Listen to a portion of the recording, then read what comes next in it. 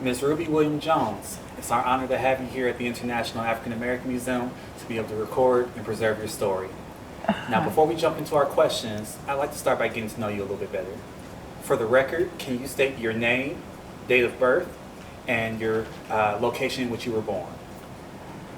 My name is Ruby Jones, and my date of birth is 1932, 28 day, on a Saturday morning at 8 o'clock. And my birthplace is not Hilton Head, Pinckney Island, South Carolina. Thank you, Ms. Jones. And what month did you say you were born again? June 28, 32. Awesome, awesome. Thank 1932. you so much. Thank you so much. Ms. Jones, Yeah. can you talk about what it was like for you growing up on Pinckney Island, especially as it still belonged to the Pinckney family? My growing up on the island was very nice, very loving and kind. Everybody was very nice to each other.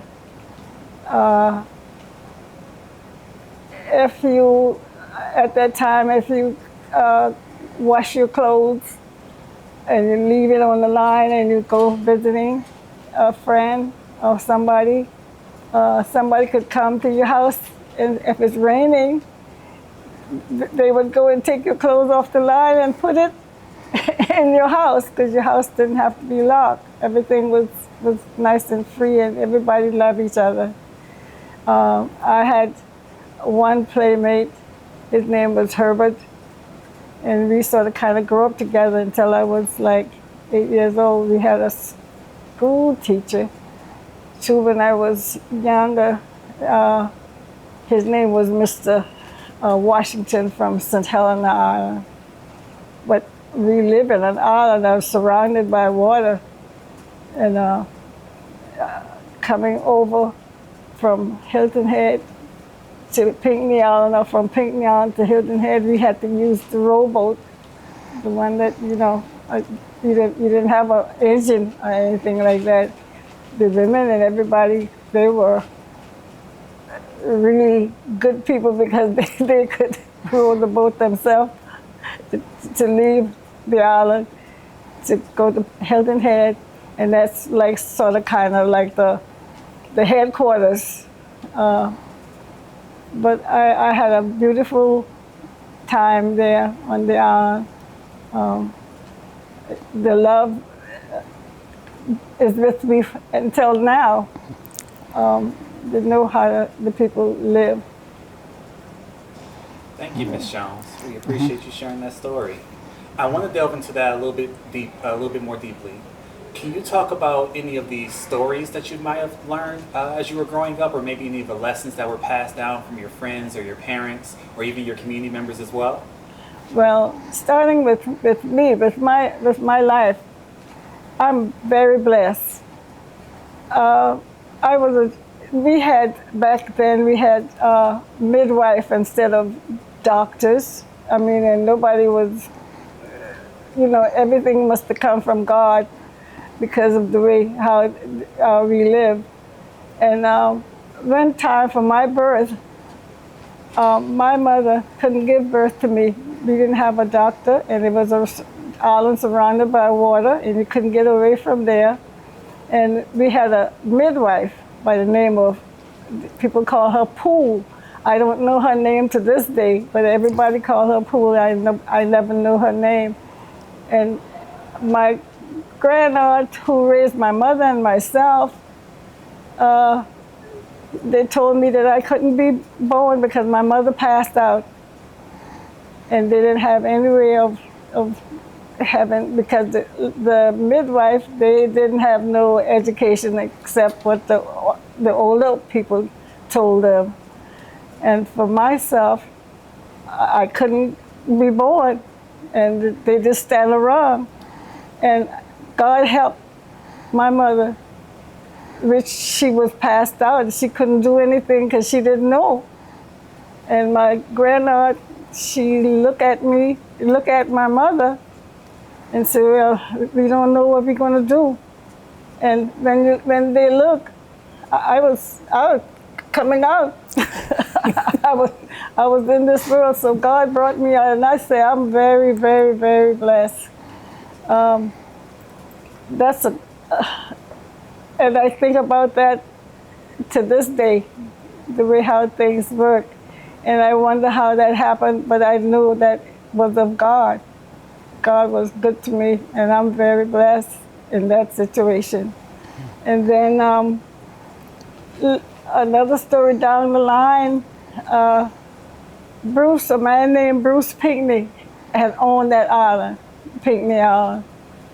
And the little bit of people who was over there, they had their little farm, and they raised vegetable, and they raised the hog, and they raised cow, and they had a little farm, and they raised good many vegetable, like sweet potato and okra, tomato, collard greens, and beans, real beans, and peas. We had a smokehouse, and one time they killed the hog, and we had a smokehouse, and my grandaunt and her husband, they would have the neighbor come over, and they would help clean up the hog and cut them up and put them in the smokehouse. And we had smoked meat, and we had meat around the year. I mean, we wasn't out for nothing else but what we had. And we had people who ran in the river, and they caught fish, and they caught shrimp, and they bought out for oysters, and we had a good time. I mean, because everything was so nice back then. I mean, and if the people who live near you, and they thought you need some of those things or could use some of those things, they'd come by and say, "Let me give Sister Baby some of this fish here for her and her family." Or if it was shrimp, they would stop by and give us some shrimp, and we would have that. We had that. We would clean the fish, and they put it on the hot tin, and the fish get hard, and we had fish during the winter. Because, I mean, we had good, nice fish and shrimp during the winter month. And that was good back then in the day. But the people were still together, and to be like that, I think that was marvelous, for people to be like that. We live like that. And I think about that now, and it's not like that now. Nobody want to share with the other person, and nobody want to do too much talking, and they don't come to your house and spend a week to your house, and I spend a week to your house, and you spend a week to my house, and we go back and forth just like that. And anything that I need or you need, they would accept, and they would try to make it out, and they would, regardless of what, they could just have a little bit, and they would share it with you. They were sharing people, like I said, beginning, very lovely people. You didn't know your mother from somebody else's mother, because the mothers treat all the children alike, and the families are a good family to one another, And Mr. Bruce Pinckney, the man who had the island, had owned the island, he came over and said that the government was coming down on him for tax. And the people on the island didn't never know anything about that, and they argue and fuss and almost want to fight because they didn't want to give up their little bit of money that they make, because they sell some of those stuff too to other places. And I think in their what happened was the Pinckney sold to the Bruces, so it's the next owners in there. That's not the end of that now. Yeah. Bruce came over and said, well, he needs some money to pay the tax for the property, the little island. And everybody was arguing so much about that, so he said, well, you know, if they wasn't paying nothing for years and years and years, because it wasn't like that with the tax and everything. So Mr. Bruce had to sell the property, so he let us know that we had to move. Everybody had to move off of Pinckney Island. And since Hilton Head was right there, that everybody was together from Pinckney Island to Hilton Head, back and forth. Everybody knew everybody because everybody was family on both places. And we moved to Hilton Head. And going to Hilton Head, it was the same thing. And I went to school there. We had a school teacher named Miss Olivia Wright there. And Miss Lucinda Patterson was there. We had two teachers. The little one room house.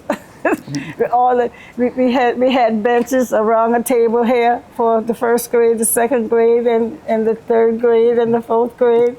And those teachers teach all of us different things, different times a day. Like maybe you'd have math in the morning and history. Geography. We didn't have history. And we have reading. We have a little science and everything. But each one of those tables was a different classroom, like a classroom. You know, and well, I don't know how they make it like that, but because everybody talking. And laughing and playing and pinching one another. And that bag of little lunch that you bring in that brown paper bag, you sort of kind of look and get a little bit in your mouth. What did it in my mouth? Because you're ready to eat. It smells so good. we had, we call it pancake now, but we call it fried bread back in the day. Whatever they had, like, and then they put a little bit of milk in the jar or whatever to go along with it, and then sometimes if they had some, not fried bacon, but fried meat. And and that bag would be greasy, and the whole school would kind of smell good. Teachers been looking, but you got that? What's in that bag you got? What you eating? And everybody just, you could have paper bag rattling. This a rattling. We thought we were hiding, but but the noise. And the talking, get the teachers to see what's going on with us, because we're supposed to be quiet. I said quiet, quiet. Then they'll get the little switch, about so long, and say, okay, Ruby, come on out here. You got 5 chop coming. So you do like this. Put your hand out little back, and you put your hand out and get your chop, and then you start to give a little cry. And don't you worry, they was gonna give you that 5 chop. Whether you cry or not, you go home and you tell, and if it's bad enough, you go get some more chopping. So we got along pretty good, but we didn't stay to Hilton Head. We ran over to a place called St. Helena Island, and it must be the older people probably like them island, you know. It must be from because they knew people, because just about all the island knew somebody, family or whatever going on. And we went over there, we moved to a place on that island named Ladies Island, where they had the oyster factory. Then my parents, the men folks picked the oyster, and the women folk shucked the oyster to sell. I mean, they didn't sell it, but that's what it was. The factory people who owned the factory, they're the one that sell the oyster. They would get like 5 cents a can. The can was like about that tall and that big and wide. 5 cents a can now. You have to fill that can with oyster. And when the week is up on, they didn't get paid on Friday like it is now. We get paid on Saturday. And they would get their little $5 or $3 or whatever, because that's how it was, because you couldn't shuck that kind of oyster and make money, you know, but then things was cheap.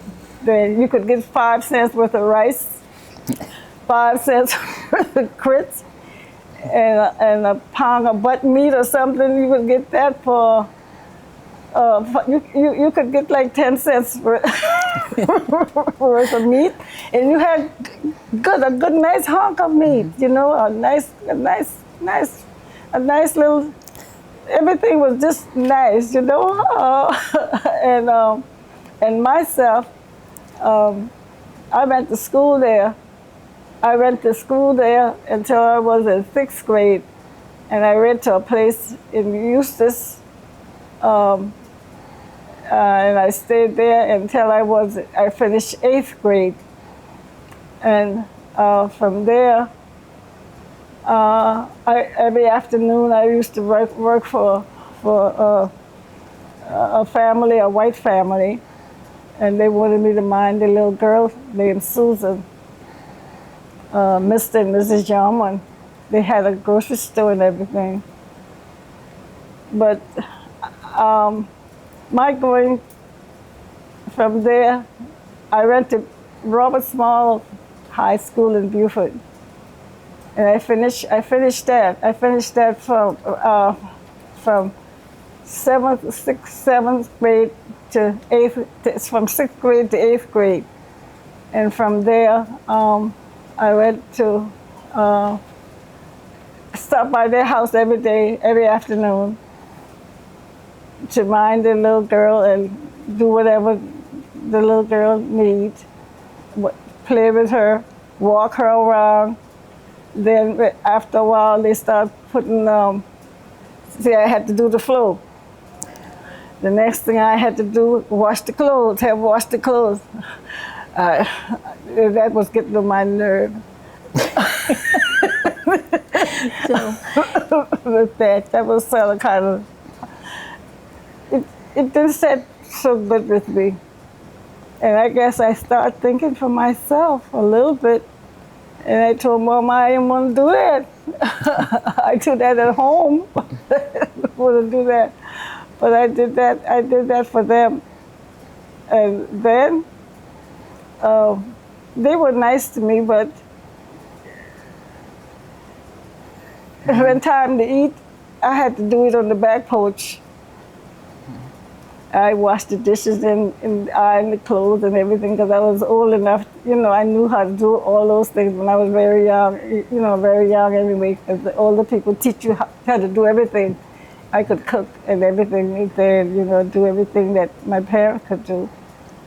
And I went to Penn School on St. Helena Island,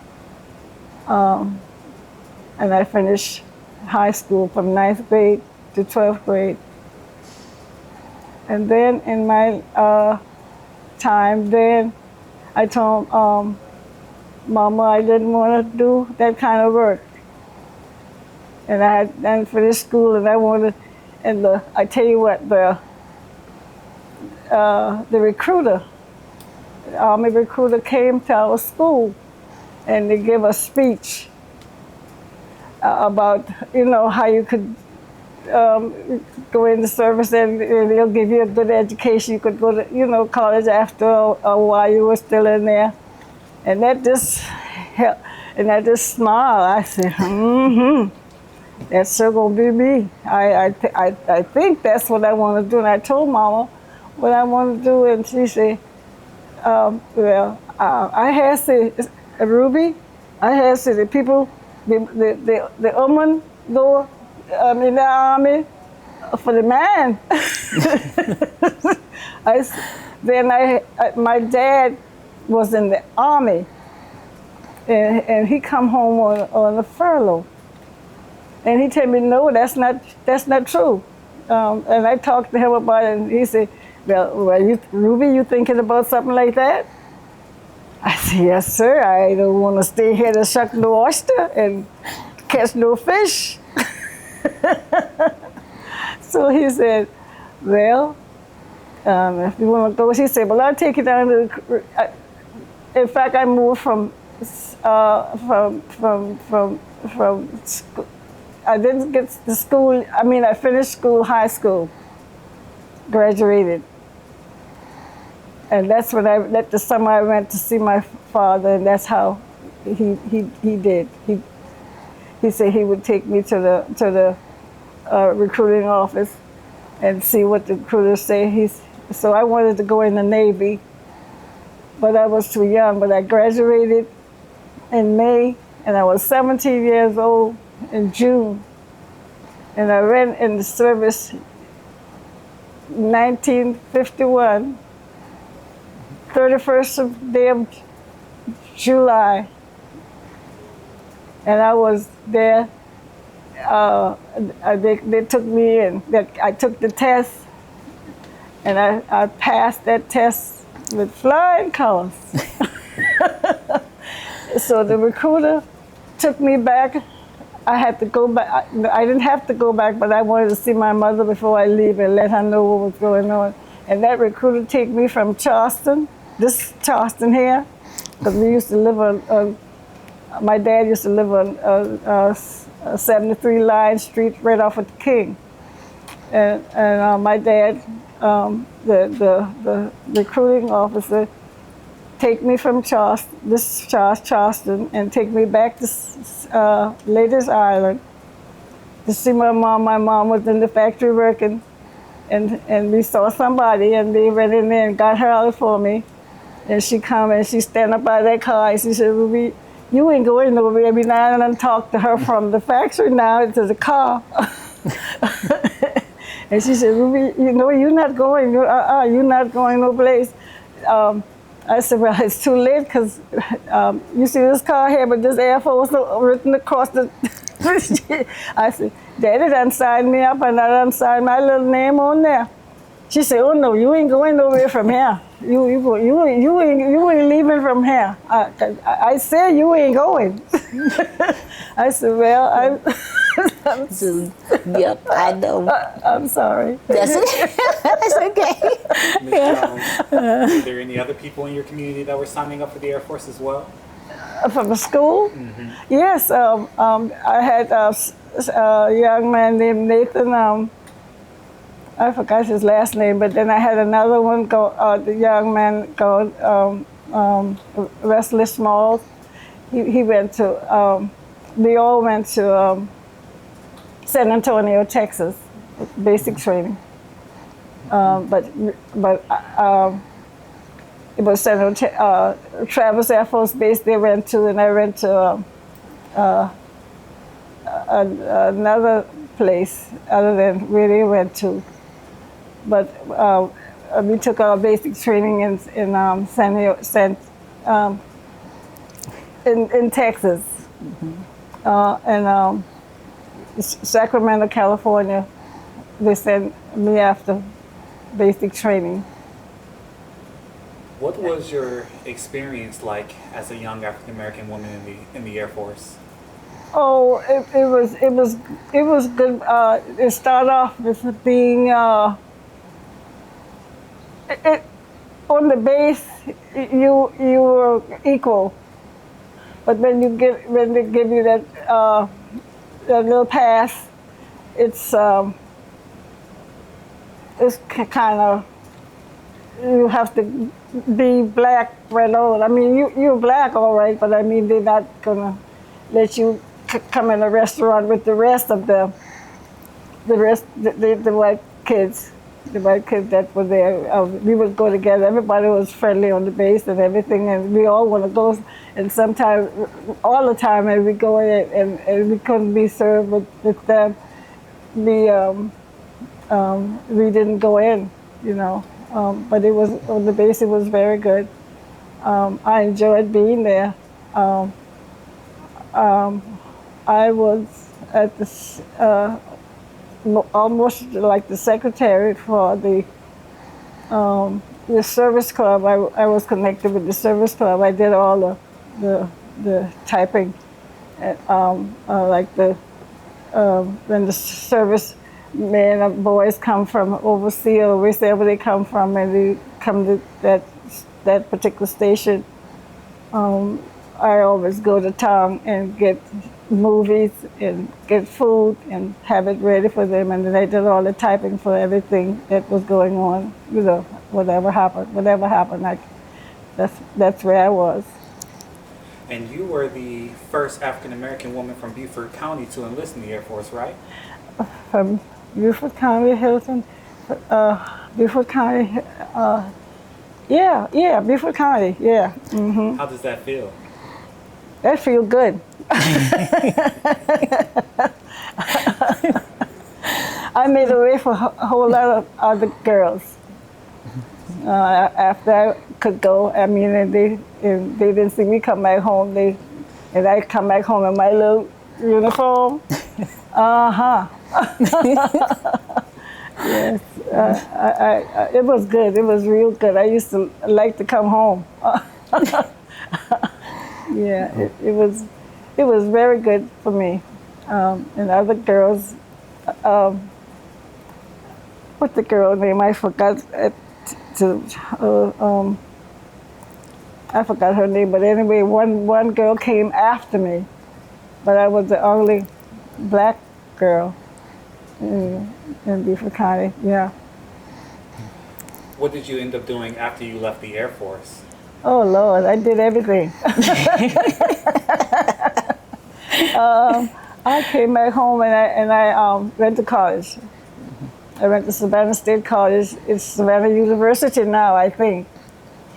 I went to be a secretary to the principal of Michael C. Rogers School in Bluffton, South Carolina. Within that time, I went to Clemson University College. After that, I did what else I did? Oh, I went to cosmetology school in Savannah, where I read under Madam Cargill, and she was a woman that read from her teacher. I don't know where she was from or anything, but her teacher was what her name was. Madam C.J. Walker. You were at that school. C.J. Walker. Yeah. In Savannah State College, and I was a beautician. I was a maid at one time, also. I did. Oh, and I'm a seamstress too. Also, I took that up too. Of course, my family was. My grandmother was a seamstress, and I took that up from her, and I went to school under. I forgot the people's name now, but that was a government thing that was out for us to people who want to learn how to sew. But I had already known, but I had to get my certificate. So I went and I was a seamstress also. I did everything I wanted to do. I did. After you finished your education at Madam C.J. Walker's School for Cosmetology, what led you to open up your own beauty shop? What was that experience like? This is how it happened.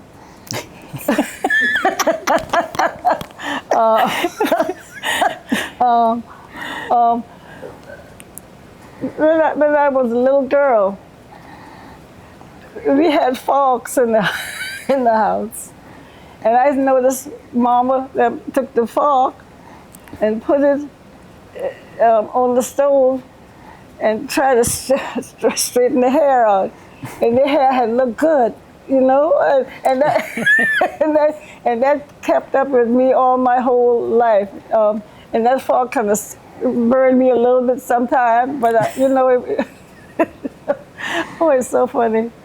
But anyway,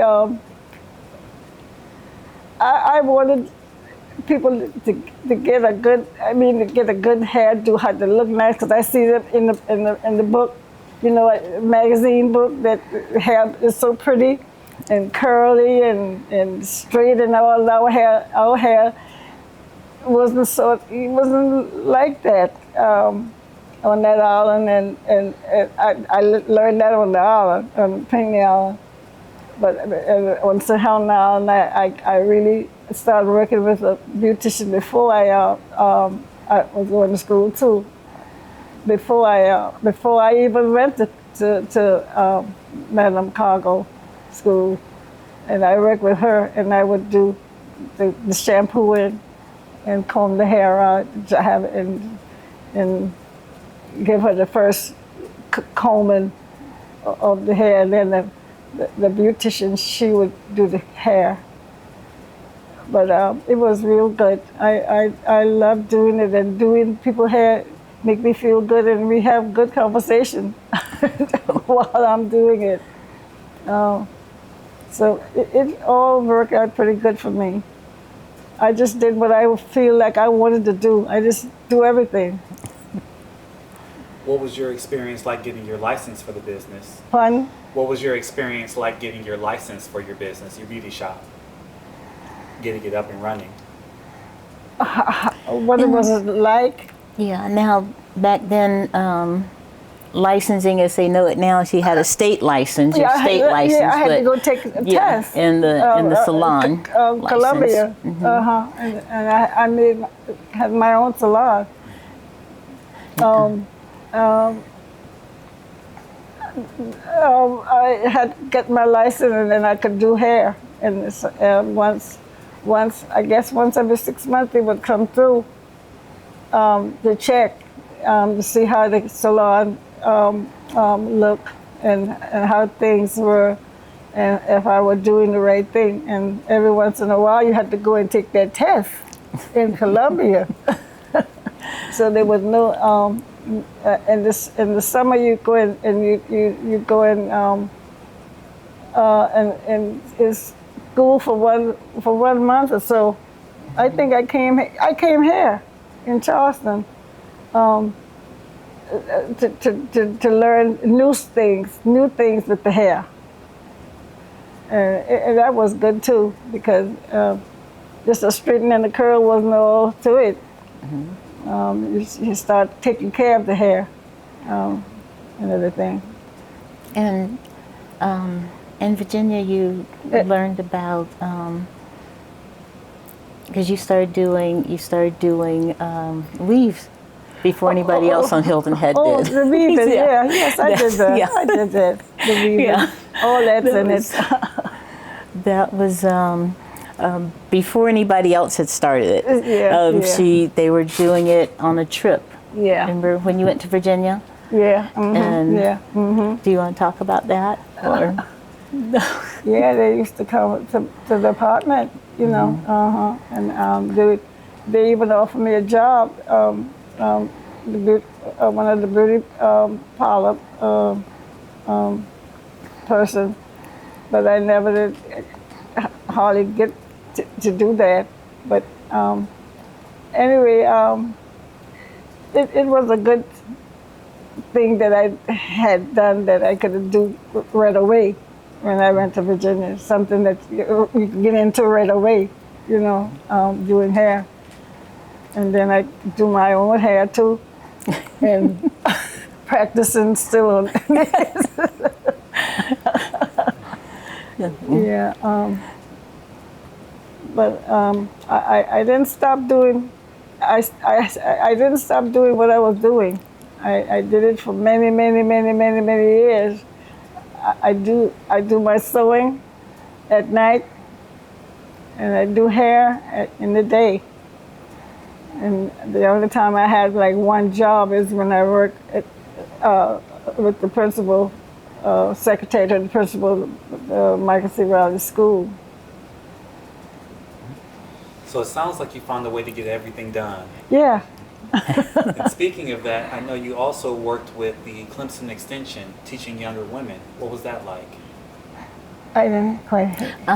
When you used to, with Clemson Extension, when you would bring the girls to the house and help them with sewing and making gems. Martin Luther King time? Not with the voter registration, with helping the girls in the community. Oh, the 4-H Club.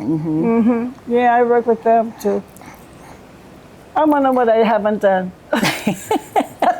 But, yeah, so they used to come because I remember I was little, and we'd have jams that they would make, and then you would take them around to during holidays and stuff. Yeah. So that I did everything. You name it, and I did it. You had to make a living, but with the children, I really had to do a good thing with them, because we used to go everywhere. I'd take them to the beach, and I would take them different places, and even with the Martin Luther King, I taught that too. That taught Martin Luther King. When he first started, I did some work for him at the house, teaching people who didn't know how to read because they couldn't vote without they know how to read that what do you call cards, the voter registration cards. Yeah. Or ballots. Yeah. And nobody could register. A lot of black folks couldn't read, and I teach them how to read at the house. And but I did go to school for Martin Luther King. They had a school in some part of South Carolina. Was it in Orangeburg? Oh, Lord. I forgot the name of the place. I went to school for to get into that too. So I did pretty good. A lot of stuff I did. Why was it important for you to help those younger girls and younger children? Pardon? Why was it important for you to help younger girls and younger children? Because I want them to not be behind in nothing. I want them to be up front and being able to express themselves and to make good human beings, to know themselves and help other people to get out of the situation they're in if they're in a bad situation. I mean, I wanted them to be strong, and strong black women grow up to be strong people, to be able to speak for themselves and help others to be something like them. Now, I know this might be a hard question, but out of everything you've done, what would you say is your greatest accomplishment? One of your greatest accomplishments.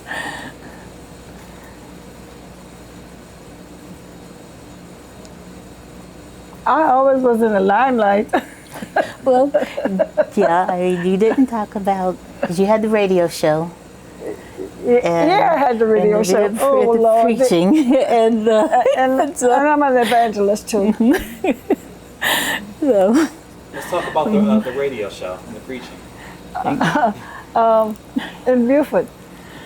I used to go once a week and they would record me doing the preaching and teaching for 15 minutes. What else you were talking about? And did the group sing on there too, or they didn't? Huh? Did the group sing at that time too? Sing? Or not? Yeah. Oh, yeah. Mm-hmm. Yeah, it was singing. I mean, we had all this, we had everything. I mean, but this happened in the house, you know, to the house where we did that, and they record, and then and on Sunday morning they put it on the radio. How did you balance everything? Huh? How did you balance everything? I don't know.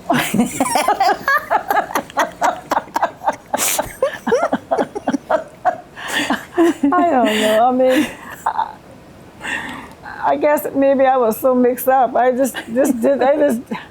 I just did everything. I mean, I don't regret nothing that I did. I mean, looking in magazine, and and I always wanted to see that and do. I would like to do that, and then I see something else, and I say, oh yeah, well, I know I can do that, you know, and I just keep going, and it was good. I just felt good doing things for people. I just love people. I just love people to death. I just do anything for people. That's just me. And I wouldn't change myself for nothing in the world. I still feel that way, and my children don't want me to do this and do that, but I still do. I still try to do. Although I'm old, but then, you know, well, I'm old, but I'm not cold.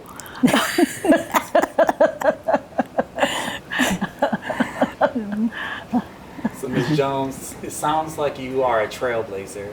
You are the first to have done many things. And so with that being said, I have to ask you, what was your reaction to seeing the first black president of the United States? Pardon, what? What was your reaction to seeing the first black president of the United States? Oh, Lord, I almost fell over.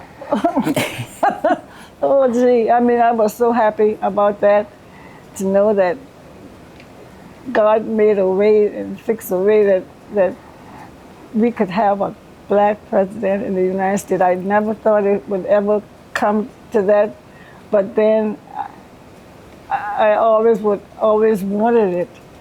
I wanted it to be. And I was kind of nervous for him, because so much killing going on and things, and people just doing away with people if they don't like you. And the person can be doing a good job, but if they don't care for you, and sometimes people feel like they are better than the other person, but then if you put your mind to it, whatever you be prayerful, like I am. I pray for people, and I give them everything I got. If they need, that's me. I would, but I was happy about him, very happy about him. Every time he go and talk, or I know something coming on the TV, whatever, I'm there to cheer him on, although he don't have me. I think that was wonderful. I really did care for that. I said, I have that. Me and Martin Luther King, we have that. That's beautiful, Ms. Jones. I want to ask you, if you could say anything to your younger self, what would you say? What advice would you give your younger self? Go on, girl, with your bad self.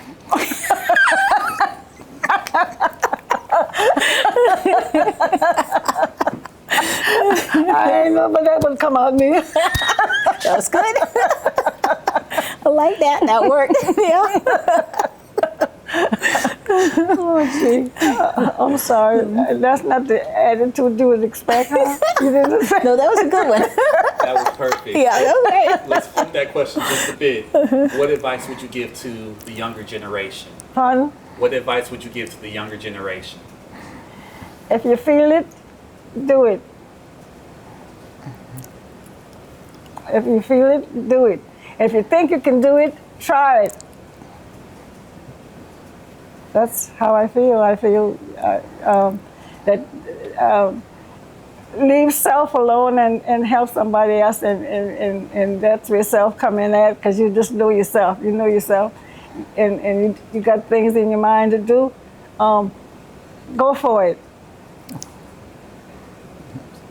Work toward it. That's what I do. I went to school for everything that I do. I mean, just go for whatever you don't sit around the house and say, well, I wish I could do so and so. Well, I see this one here, she can do this and do that, and I wonder how she did. She just do it. You gotta start someplace. Be walking on the highway and somebody might talk to you and they say, oh, you know, I like this, do so and so. I mean, if you talk to people and get their opinion, and then you can encourage them with their opinion and let them know how you do, how I did to get where I'm at today. And it's a loving feeling, it's a good feeling, and it's the feeling that nobody can feel but you. I love everything of it. I don't regret not a thing I have done. I love it all. Well, Ms. Jones, I thank you so much. We are coming towards the end of our time. I thank you for your many years of service. I thank you for being a pillar of our community and everything that you've done coming here to the International African American Museum. Is there anything that we didn't touch on? Is there anything that you want to share with us before we wrap everything up? No, I think you took everything from me and more. Now, I had to ask you, on Pinckney Island, they had stores? That Bonnie Brown had a store there? Yeah, they had one store there. Yeah, they did. And Bonnie Brown brought his store over on Hilton Head. Yeah. But and I guess maybe just to clarify that a little for them, the people didn't realize they didn't own the property there. No, they didn't realize that they didn't own they just thought it was free. You know, they didn't pay tax, and they didn't feel like they should pay tax. Like they think that Bruce Pinckney was taking advantage of them. We put so the Bruces came in and purchased from the Pinckneys, and they were the third owners technically, but the next owners after them that wanted them to pay taxes. Yeah. So that's Now it's a bird sanctuary, right? Yes. Well, thank you, Ms. Jones, for everything. Again, thank you for coming out here this afternoon and sharing with us, sharing your story. We're so excited to have you here at the International African American Museum. It's nice being here. Thank you for having me. Thank you. Thank you.